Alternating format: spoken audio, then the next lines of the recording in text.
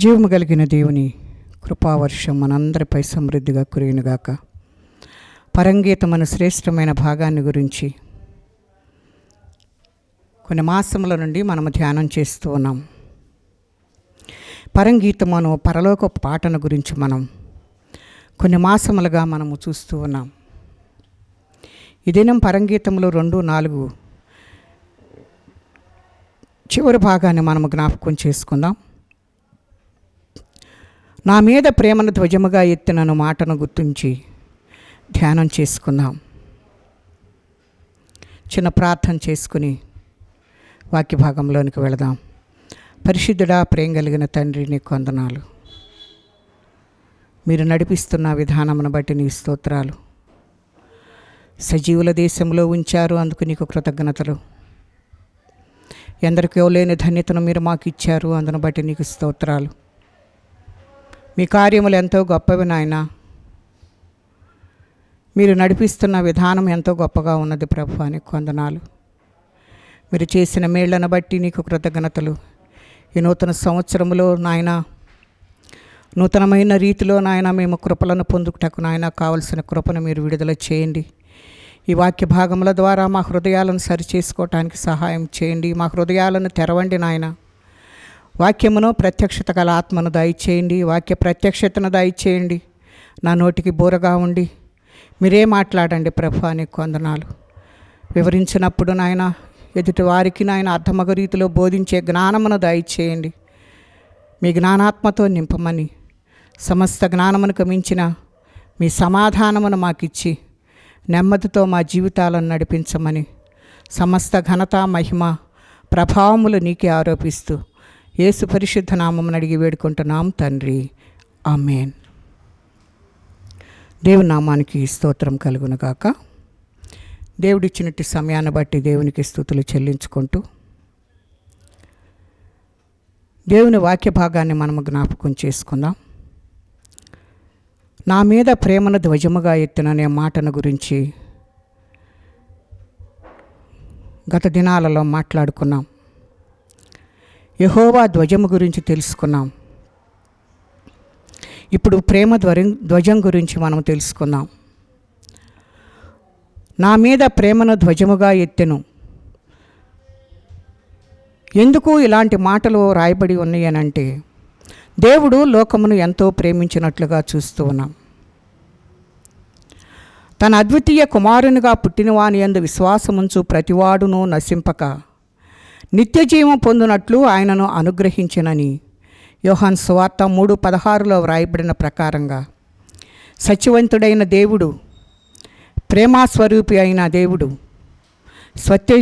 సత్యం యొక్క ధ్వజమును ఎత్తినట్లుగా చూస్తూ ఉన్నాం. దేవుడు ప్రేమ ధ్వజమును ఎత్తి ఉన్నట్లుగా మనము చూస్తూ ఉన్నాం. లోకమును ఎంతో ప్రేమించెను. ఆయన ప్రేమకు సూచనతో తన ఏకైక కుమారుణ్ణి మన కొరకు అనుగ్రహించినట్లుగా వాక్యభాగము మనకు తెలియజేస్తుంది. ఆ కుమారుని మన నిమిత్తము సిలువ శిక్షకు అప్పగించుటకు కూడా ఆయన వెనుకాడలేదు. ఆయన ఆ రీతిగా అప్పగించుట వలన మన ఎడల తన అమూల్యమైన ప్రేమ ప్రత్యక్షపరిచినట్లుగా చూస్తూ ఉన్నాం. ఆ రీతిగా ప్రత్యక్షపరచబడిన ఆ ప్రేమ అంటే ఏంటో మనకు నేర్పించినట్లుగా చూస్తూ ఉన్నాం. అట్లు ప్రేమింపబడిన వారు నశింపక నిత్యజీవం పొంది ప్రేమించుట నేర్చుకుని ప్రేమయందు వేరుపారి స్థిరపడాలి అని ఆయన ఎంతగానో కోరుకుంటున్నాడు. ఆయన గనక ఆ సిలువకు అప్పగించబడకపోతే ఆయన చూపించిన ప్రేమ ఏంటో మనకు తెలియదు. ఈ లోక ప్రేమల కంటే ఆయన ప్రేమ ఎంతో గొప్పది కనుక ఈ లోకంలో ఒక వ్యక్తిని మనము ప్రేమిస్తున్నాము అని అంటే వారి ఎడల ఏదో ఒకటి మనము చేస్తూ ఉంటాం. ఎవరైనా మన దగ్గరకు వచ్చి మనల్ని ప్రేమిస్తున్నారనే విషయాన్ని మనం గమనిస్తే వారికి మన ఇంట్లో ఉన్న వాటిని ఏదో ఒకటి పెట్టడమైనా జరుగుతుంది. లేదంటే ఏవైనా వస్త్రాలు కానీ ఏదో ఒకటి వారికి ఇచ్చి వారి మీద ప్రేమ ఉన్నది అన్నదాన్ని రుజువు చేసుకోవటానికి అలాగున వ్యక్తం చేస్తూ ఉంటారు. ఆయన ప్రేమ మన ఎడల ఎలాగ వెల్లడయిందంటే తన కుమారుని ప్రాణము ఇచ్చినంతగా ఆ ప్రేమను వ్యక్తం చేసినట్లుగా మనం చూస్తూ ఉన్నాం. ఈ లోకంలో జీవించే మనమే చిన్న చిన్న వస్తువులు ఇచ్చి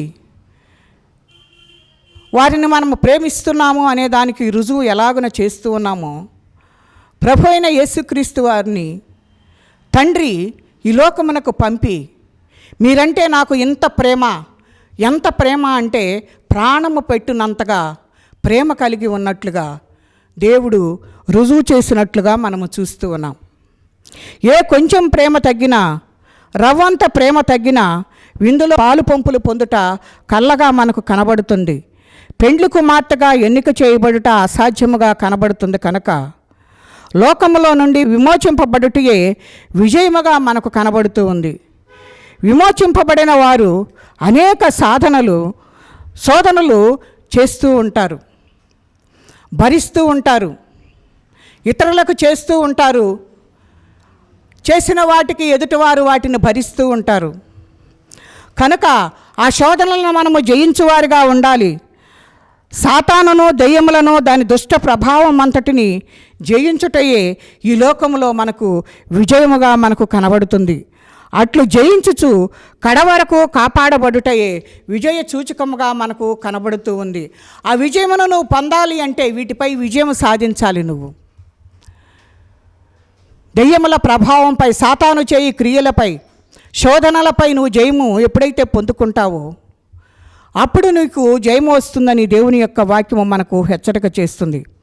అలాగూ జయము పొందినప్పుడు విందులో ప్రవేశించుటయే కాక ఆయనతో మనకు సవాసం దొరుకుతుంది.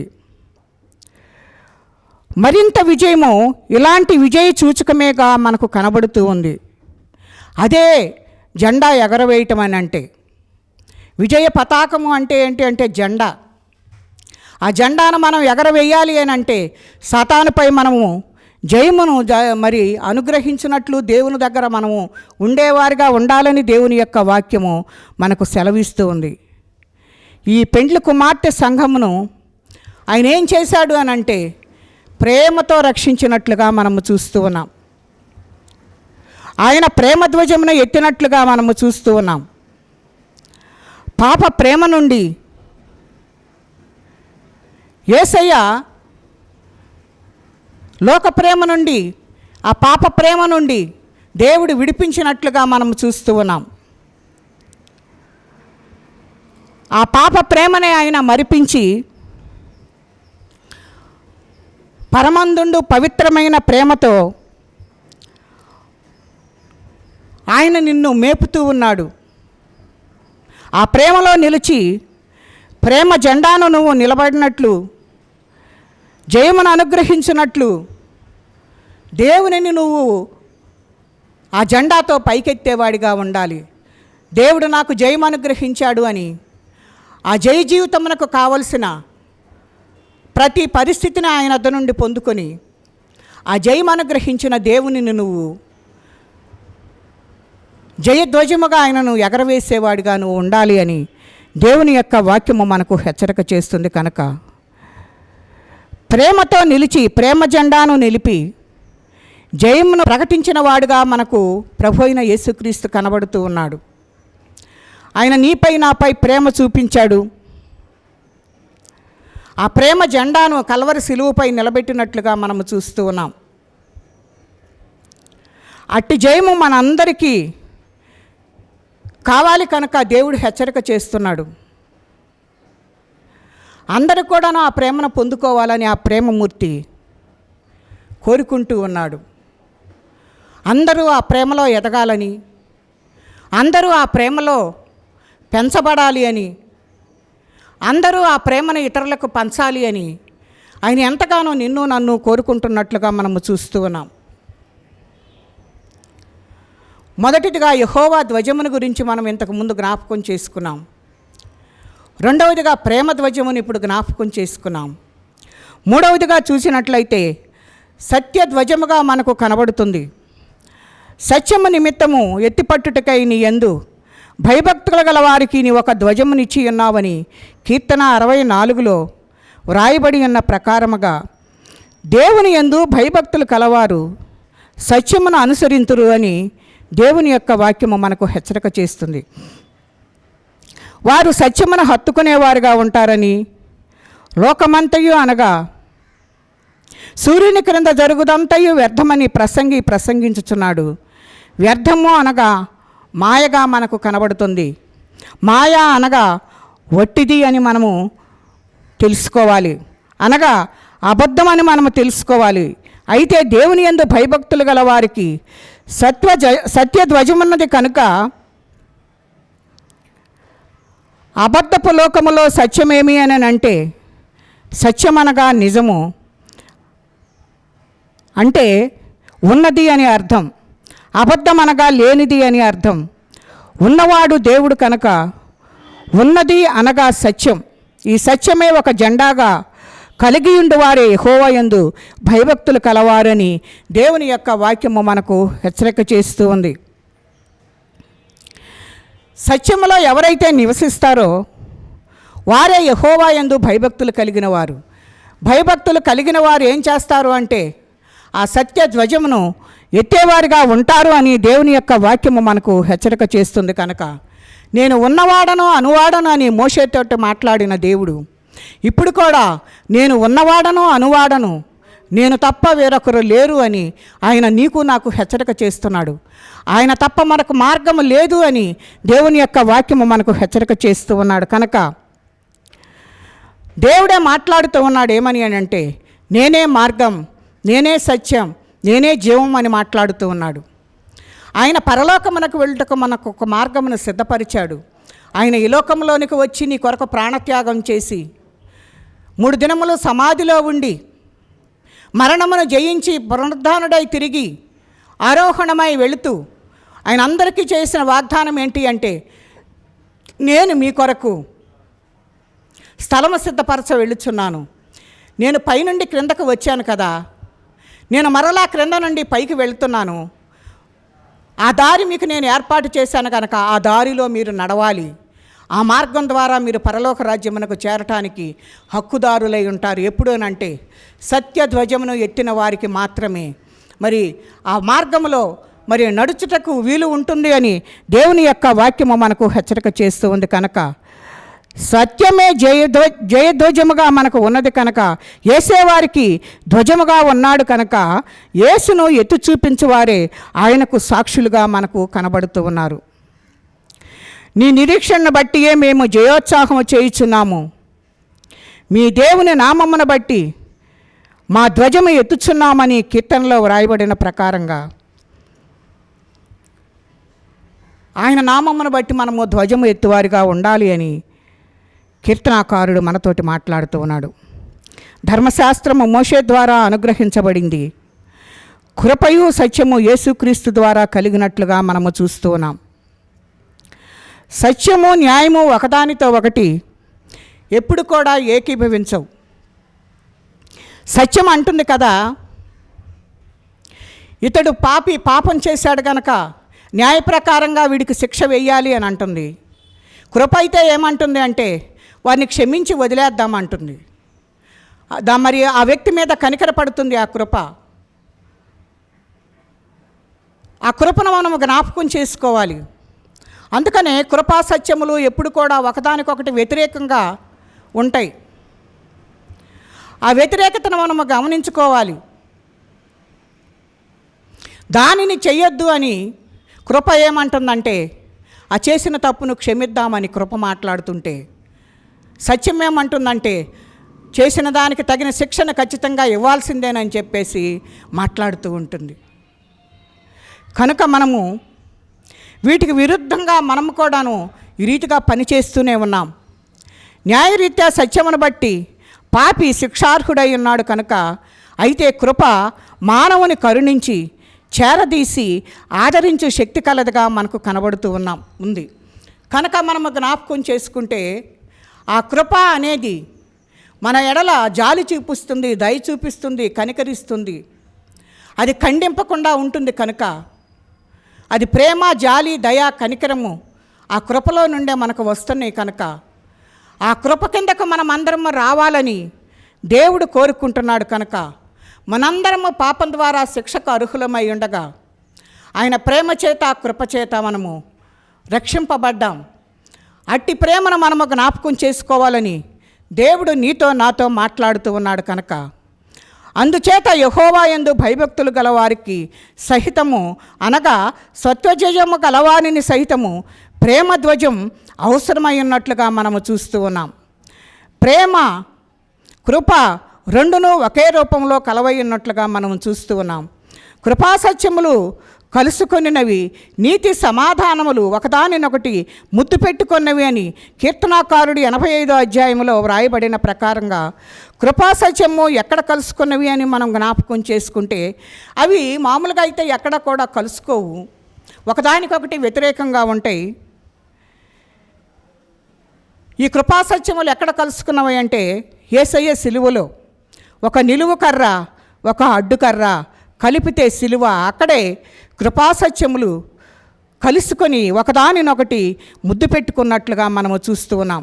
ఆ సిలువే లేకపోతే అవి ఒకదానికొకటి వ్యతిరేకంగా ఉంటాయి కనుక అవి కలిసిపోయే విధంగా ఉండవు కనుక ఆ సిలువలో మాత్రమే ఆ కృపా సత్యము ఒకదానినొకటి ముద్దు పెట్టుకున్నట్లుగా మనము చూస్తూ ఉన్నాం. ఈ వాక్య భాగంలో మనము చూస్తే అతడు అనే మాట మనకు కనబడుతూ ఉంది. పరంగీతంలో అతడు అనే మాట 41 సార్లు వ్రాయబడినట్లుగా మనము చూస్తూ ఉన్నాం. అనగా ప్రియుడు, ప్రియుడు నా ప్రియుడు అను మాట 32 సార్లు వ్రాయబడినట్లుగా మనము చూస్తూ ఉన్నాం. ప్రియురాలు అను మాట 8 సార్లు కనబడుతున్నట్లుగా మనము చూస్తూ ఉన్నాం. ప్రేమ అనే మాటను చూస్తే 17 సార్లుగా మనకు ఈ వాక్య భాగాల్లో కనబడుతుంది. ఇందులో అతడు అను మాటకు అర్థం భర్త లేక పెండ్లి కుమారుడు. విందుశాల అనగా విశాలమైన ప్రాకారము గలదిగా మనము చూస్తూ ఉన్నాం. విందు అనగా పెండ్లి విందు. ఇది ఆత్మ సంబంధమైన ప్రేమ బాంధవ్యమునకు గుర్తుగా మనకు కనబడుతుంది. ప్రేమ ధ్వజం అనగా స్తంభం అని మనము జ్ఞాపకం చేసుకోవాలి. యేసయ్య ప్రేమ ధ్వజముగా ఉన్నాడు కనుక ఆయన మన భర్త.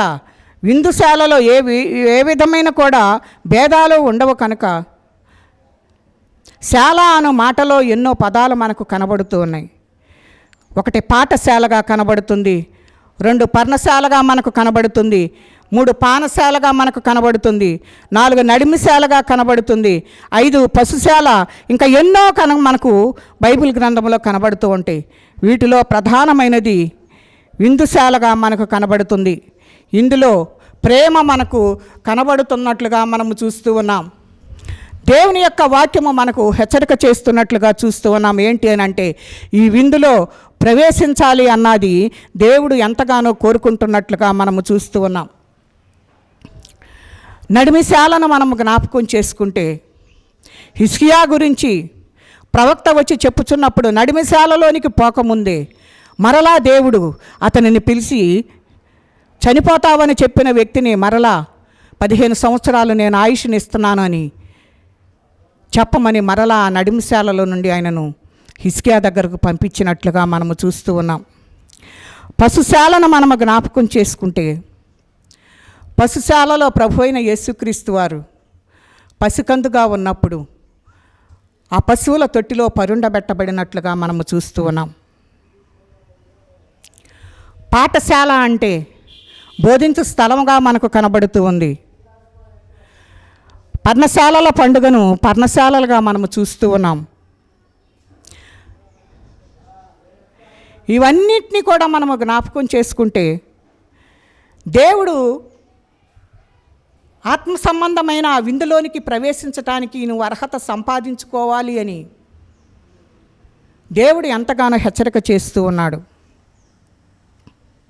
వీటిలో ప్రధానమైనది మనకు విందుశాలగా కనబడుతుంది కనుక ఆ విందుశాలలోకి నీవు అర్హుడుగా ఉన్నావా లేవా అనేది జ్ఞాపకం చేసుకోవాలని దేవుని యొక్క వాక్యం హెచ్చరిక చేస్తుంది.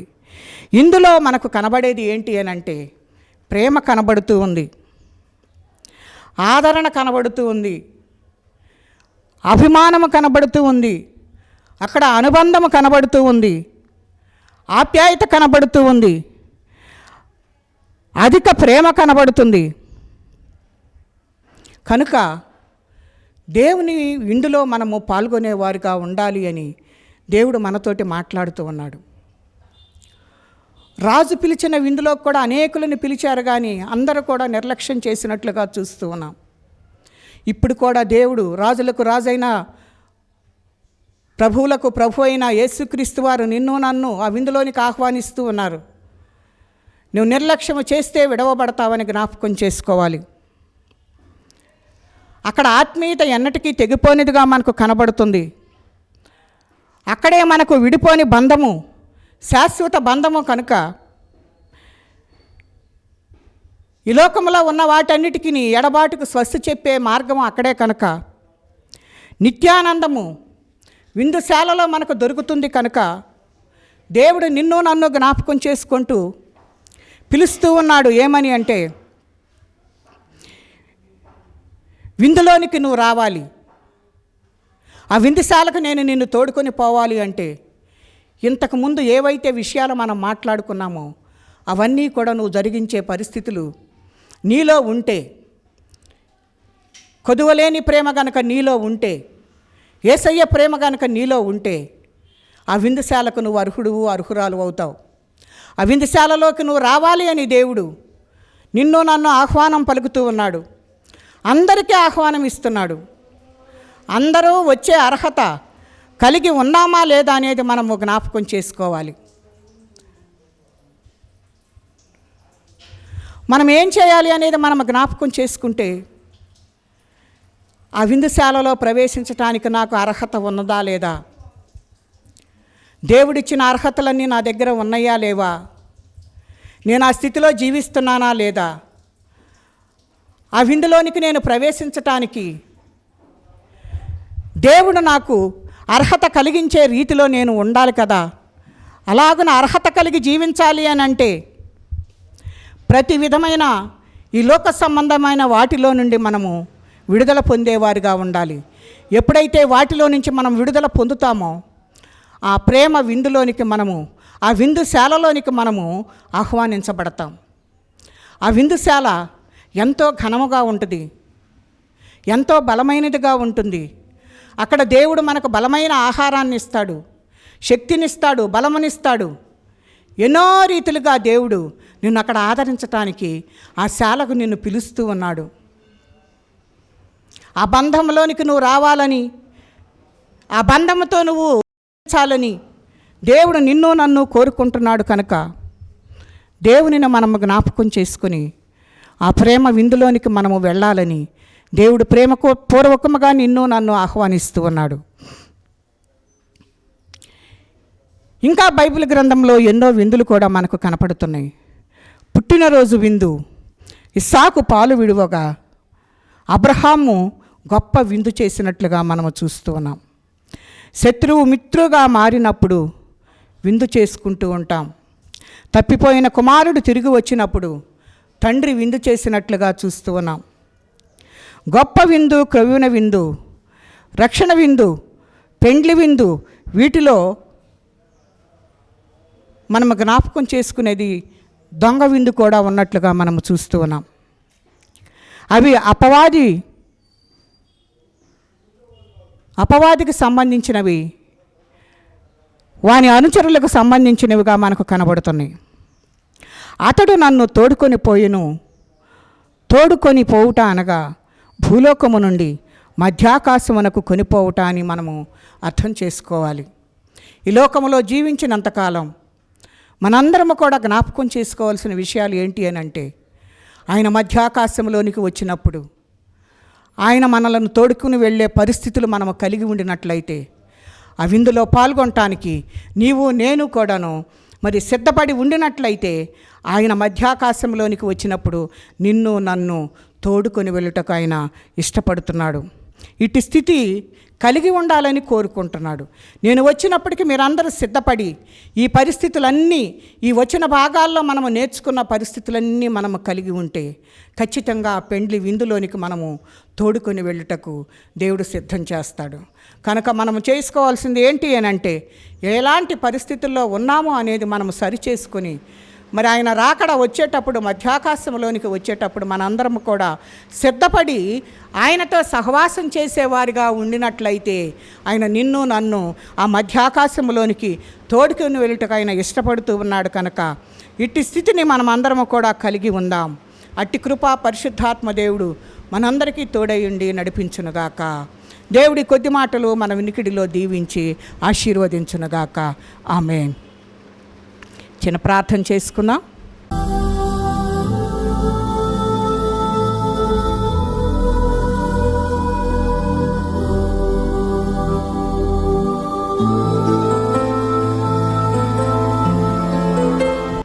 పరిశుద్ధుడా, ప్రేమ కలిగిన తండ్రి, నీకు వందనాలు. నీ దయగల పాదాల చెంత మేము చేరి ఉన్నాము నాయన. ప్రేమ ధ్వజమును నేర్చుకున్నాం, యెహోవా ధ్వజమును నేర్చుకున్నాం, సత్య ధ్వజమును నేర్చుకున్నాం. ప్రభువా, అందరినీ మీరు ఆహ్వానిస్తూ ఉన్నారు, మమ్మల్ని ఎంతగానో ప్రేమిస్తున్నారు. మీతోటి అనుబంధము కలిగి జీవించాలని ప్రభువా మీరు ఎంతగానో మమ్మలను ప్రేమిస్తూ మాకు ఆహ్వానం పలుకుతూ ఉన్నారయ్యా. మీరు ప్రభువులకు ప్రభువుగా ఉండి మంటిఘటములైన మమ్ములను ఇంతగా ప్రేమిస్తున్నా మీకు మేమేమిచ్చి రుణమును తీర్చుకోలేము నాయన. మేము నాయన మీరు మధ్యాకాశంలోనికి వచ్చినప్పుడు సిద్ధపడిన వారిగా మమ్మలను సిద్ధపరచండి. అట్టి కృప మేమందరము కలిగి ఉండటానికి మీరు సహాయం చేయండి. అట్టి సిద్ధపాటును మాకు దయచేయండి ప్రభువా. మాలో ఇంకా ఏమి కొదువుగా ఉన్నాయో వాటన్నిటినీ ప్రభువా నాయన మీరిచ్చి మహిమ పొందండి. దుష్టుని కార్యములు ఏమైనా ఉన్నాయేమో ప్రభువా, అయ్యా వాటన్నిటినీ తుడిచివేయండి ప్రభువా. నీకు స్తోత్రాలు. నీ మహిమను మాలో నింపండి అయ్యా. నీ విందుశాలలోనికి తోడుకొని వెళ్ళటానికి అర్హులముగా మమ్మల్ని అందరినీ చేయండి.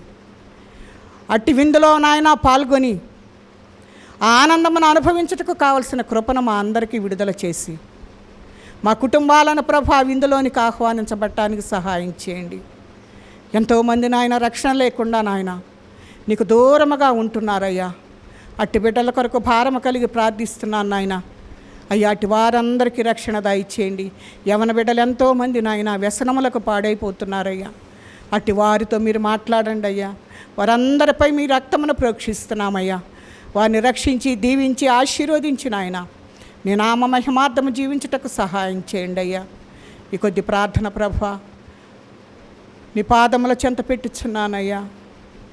మీరు నాయన మా మరవిని మాకు నాయన ఉత్తరము దయచేసి నీ నామానికే మహిమ ఘనత ప్రభావములు పొందుకోమని యేసు పరిశుద్ధ నామమును అడిగి వేడుకుంటున్నాం తండ్రి. ఆమేన్.